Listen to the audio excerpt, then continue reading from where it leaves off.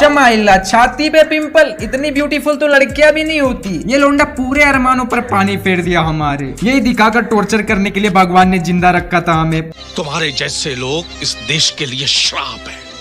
पहले सपने दिखाते हैं और फिर कहते कि नहीं ऐसा नहीं हो सकता।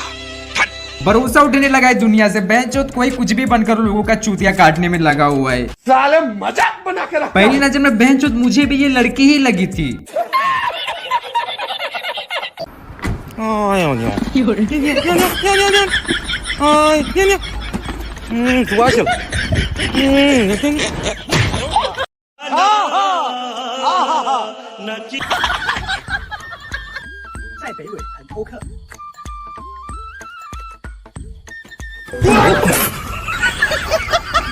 शाबाश बेटा, बहुत बढ़िया मुन्ना।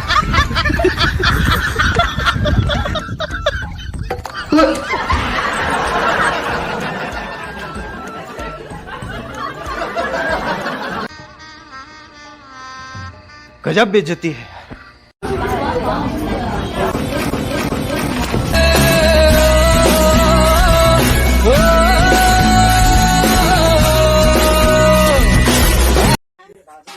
कहाँ जाएंगे?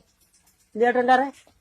बात करना होता है ना, उनके घर को गाड़ी है। हम भाभी से बात करा रहे हैं। उनका लेके हम उनका खुद ना भाभी का नहीं। खत्म। Bye bye, tata, goodbye, गया।